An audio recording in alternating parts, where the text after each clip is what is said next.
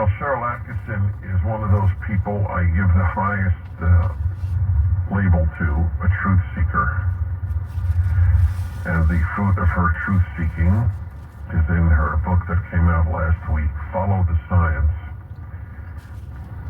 Now, it's very interesting. The subtitle of your book, Cheryl, is How Big Pharma Misleads, Obscures, and Prevails. But your book,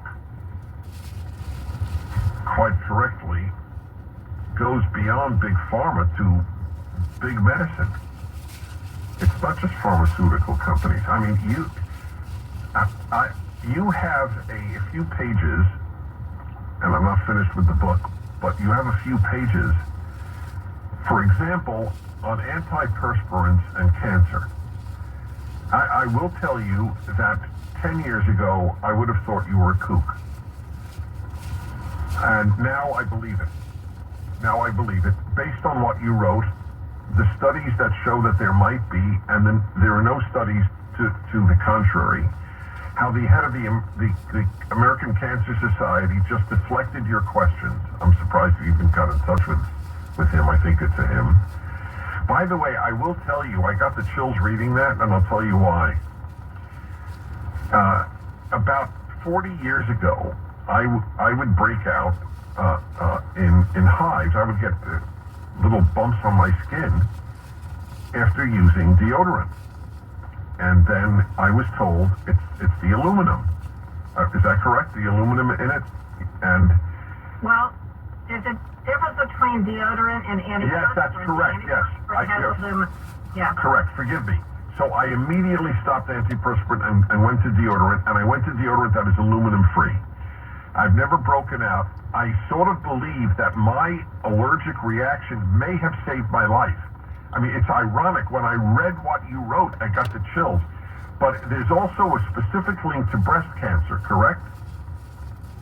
Yes, there is. And, Dennis, the head of over-the-counter cosmetics for FDA at the time, in this initial call I had, I knew nothing of this either. I was talking to him about a different topic. And he laid this on me and told me nobody in his family uses antiperspirants for this reason, and he doesn't either. And he explained why these warnings aren't on the label, because pharma fights it. He says every year inside FDA with them as to whether they should disclose what some of these studies show, and pharma fights and wins. I was stunned. My daughter was about 12 at the time, starting to get ready to be using antiperspirants or deodorants, and I'm thinking, okay, FDA knows this, and they're making decisions for their personal family based on it, but we're not allowed to know the same information. Just shocking. Yeah, well, unfortunately, it's not shocking. Let me tell you what I broadcast some years ago prior to my break with organized medicine, and by the way, obviously I go to doctors, but I break with medicine doesn't mean I don't use medicine. Okay, just want to make that clear to the listeners. But the Mayo Clinic, which is one of the most prestigious medical providers in the country, I looked up, because I smoke cigars, I have been for all of my life. My father smoked a few a day and died at 96. And I looked up our cigar smoking, and they write in the Mayo Clinic, cigar smoking is as dangerous as cigarette smoking. Now, I've done a lot of looking into this. That's a lie. That's just a lie. It is not. You don't inhale cigar smoke, and that's the obvious difference. You don't smoke for nicotine, you smoke for taste. I mean, the only thing they have in common is something is burning in each case. But so either the Mayo Clinic, which some people in Minnesota now call the Mao Clinic. That's how woke the Mayo Clinic has become. Either they don't know, or they do this because they just want to prevent people from smoking anything. It's very troubling that people don't know whom to trust. I have found numerous instances, and even today, of false information on CDC's website, often parroted by WebMD and hospitals and, you name it, establishment medicine. absolutely false, but that continues to be disseminated, going back to antiperspirants. At the time, the FDA said this was an urban myth. And when I challenged them on it because of what I learned in the studies, they acknowledged to me it wasn't an urban myth.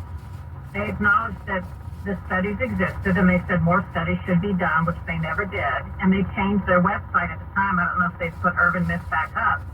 But the industry helps them write. You know, the government partners with industry, which writes a lot of their information. And I think sometimes the people at the top don't even know better. So this is a probably out of left field question. I don't believe any of us has an answer, but I'm going to throw it at you anyway. How do the heads of big pharma sleep well at night? I'm not sure they have a granular level of detail on some of the things we're discussing. Just like many doctors that we visit don't know as much as we may about reading on adverse events and what the databases show, because that's not where their emphasis is or where they bother to research or have time to research. I'm quite sure the heads of the companies are fairly insulated from the fraud that exists. I mean, that's not even just an allegation. Almost all of the top companies you can name, and there's a list in the book, have paid collectively hundreds of millions of dollars to settle claims endlessly over fraud and paying kickbacks and bribes to doctors and marketing dangerous medicine and so on. Year after year it continues because it's still profitable for them, even if they have to pay a fine to mismarket medicine or to pay doctors to prescribe it and so on. But I assume those at the top do not have that granular level of detail, number one. And number two, as you know, I think a lot of people hold medicine and vaccines out to some special category, but there's nothing in those corporations that says they have to act in the benefit of patients. They have a fiduciary duty to act to the benefit of their shareholders and the people they're making money for. And you could argue they even have a duty, if you look at it from a fiduciary responsibility, not to disclose if they have information about a medicine. All right, let me remind everybody, the book is Follow the Science, Cheryl Atkinson. It's up at DennisPrager.com. When we come back, I'm warning you in advance, I'm going to ask you if you took the COVID vaccine.